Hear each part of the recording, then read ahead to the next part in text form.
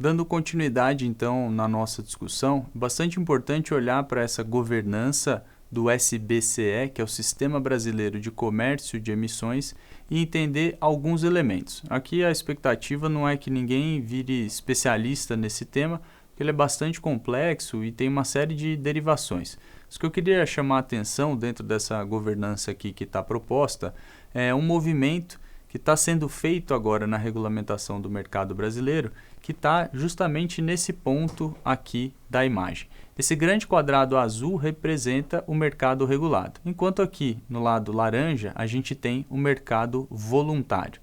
A ideia aqui é que a gente tenha um sistema de interoperabilidade. O que é isso? Mercado regulado e mercado voluntário vão conversar, ou seja, créditos de carbono gerados no mercado voluntário, desde que atendam a determinadas regras dentro da governança proposta, poderão migrar para dentro do Sistema Brasileiro de Comércio de Emissões. Aqui no mercado regulado, é importante dizer que não existe crédito de carbono. Aqui a gente trata de certificados.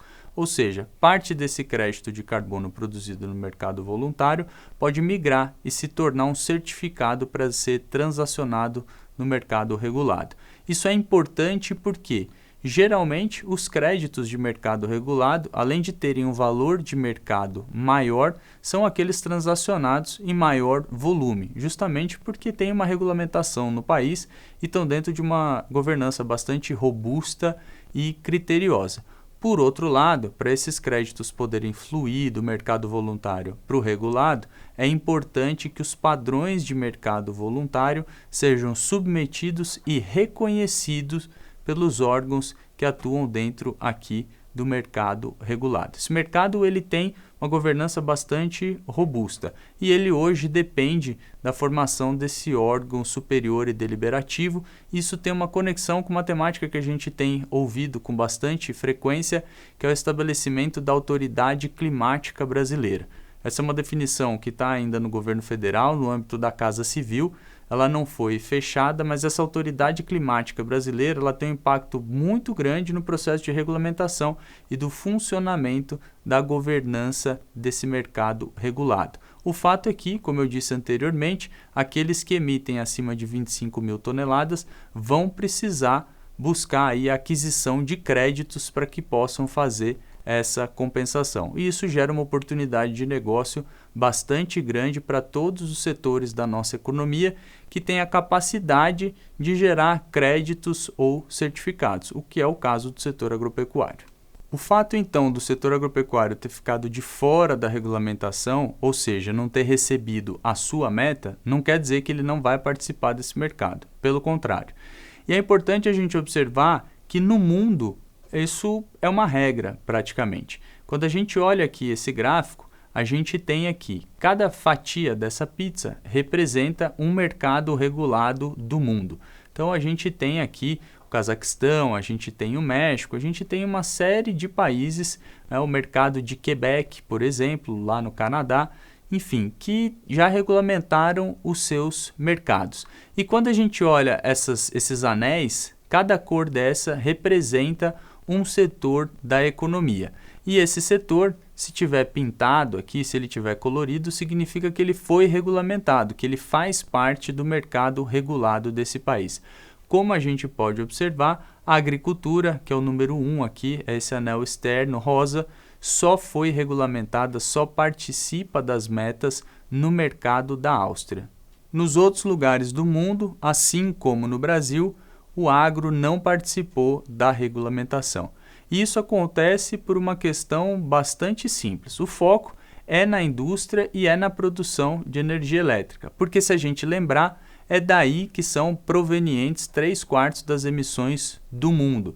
Então, existe um entendimento global que, do ponto de vista de volume das emissões, o problema não está no setor agropecuário e, por isso, ele não recebe metas. Mas, além disso, tem um elemento que talvez seja mais importante ainda, que é a dificuldade operacional. Enquanto uma indústria ela é estacionária, a gente sabe aonde ela começa e ela termina, e é possível controlar todos os processos que acontecem ali dentro, o setor agro é bastante diferente. Quando a gente olha para a produção agrícola Na propriedade rural, o que a gente tem é uma quantidade sem número de atores, completamente pulverizados no território, exemplo do Brasil, mais de 5 milhões de produtores rurais. A gente tem emissões não estacionárias, ou seja, a propriedade, a produção agrícola, ela não acontece fechada dentro de uma porta com a nossa capacidade de acompanhar e monitorar aquele processo do começo até o fim e ter em tempo integral ali as suas emissões. A propriedade agrícola tem uma série de operações acontecendo de forma pulverizada, em diferentes usos, com diferentes pessoas, a céu aberto. Isso torna muito complexo fazer todas essas medidas.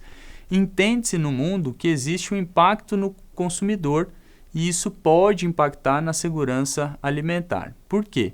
À medida que eu estabeleço uma meta para um determinado setor, esse setor vai ter que cumprir de duas formas, ou alterando seus processos produtivos para diminuir as suas emissões, o que pode custar bastante dinheiro do ponto de vista de investimento em tecnologia, em pessoas, em base de dados, o que encareceria o processo de produção e deixaria esse produto mais caro, ou por outro lado, se ele não tiver a capacidade de fazer isso, comprando créditos ou certificados para compensar esse déficit de emissão, o que também representaria um novo custo operacional para essa indústria, novamente encarecendo o produto. Então, para que produtores rurais não perdessem competitividade com essa temática do carbono e isso eventualmente não impactasse na temática da segurança alimentar, eles acabam ficando de fora na maioria dos lugares. E a falta de metodologia e consistência. Como essa é uma agenda que surgiu no hemisfério norte, no entorno das indústrias e da temática de energia, existe muita metodologia e muita literatura científica voltada para isso. Quando a gente olha para sistemas de produção e faz um recorte ainda para sistemas de produção tropicais, existe uma lacuna muito grande do ponto de vista de metodologia e de capacidade nossa de determinar qual é a contribuição desses sistemas nessa discussão das emissões. Essa imagem na sequência demonstra um pouco desses números desse mercado e reforça um aspecto bastante importante. Aqui a gente pode ver que o mercado regulado em 2022 movimentou 865 bilhões de euros, mercado bastante robusto, enquanto o voluntário fica aí na casa dos 2 bilhões de dólares.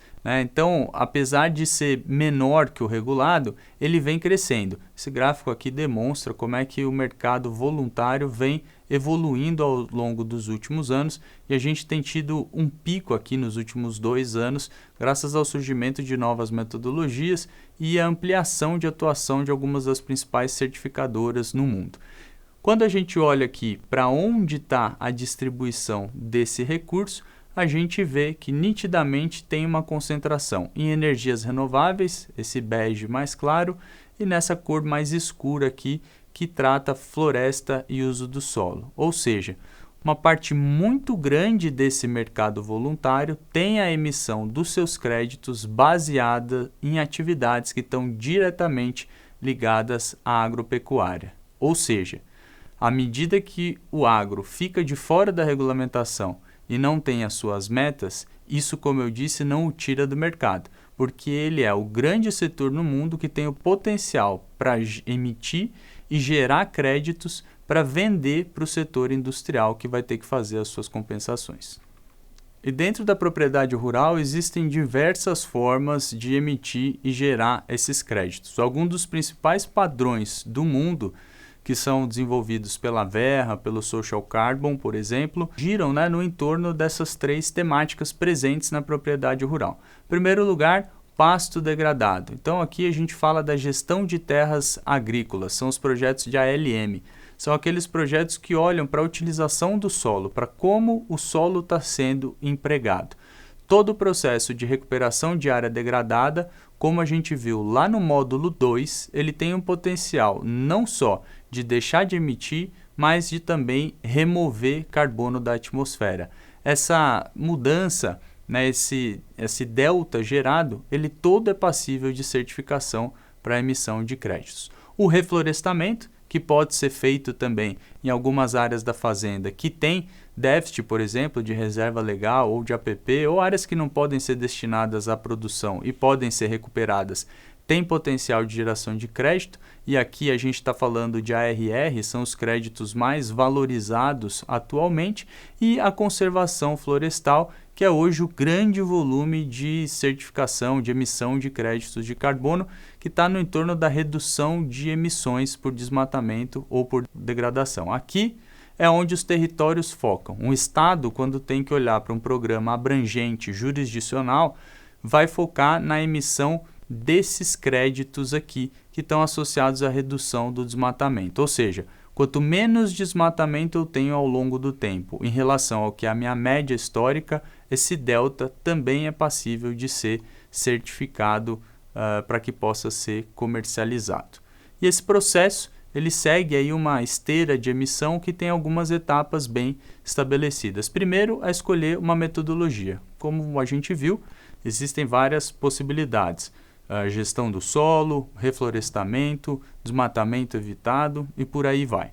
A partir daí, é necessário descrever e listar o projeto para que ele seja registrado num banco de projetos internacional de uma dessas certificadoras.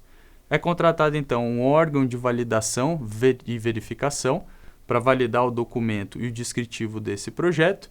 E, por último, a gente tem o MRV, que é monitorar, reportar e verificar as emissões que estão propostas nesse projeto por uma verificadora independente internacional. E, por último, a emissão desses créditos de carbono, os VCUs, a partir desse processo de certificação. Esses créditos eles podem ser vendidos, mantidos ou aposentados, que é quando quem emite opta por utilizá-los para compensar alguma atividade interna ou simplesmente para gerar o benefício econômico por trás desse projeto. Bom, depois de discutir a transição energética, sua integração com a agenda de segurança alimentar e todos os mecanismos que o agro pode utilizar para participar dessas agendas, a gente parte então para uma discussão prática baseada em cases no módulo 6 que vão demonstrar como a iniciativa privada, o agro e o poder público, quando atuam de forma integrada, podem transpor os principais desafios que a gente tem na agenda ambiental brasileira e não só isso, como é que eles também se aproveitam desse processo para criar valor e ganhar competitividade no mercado internacional.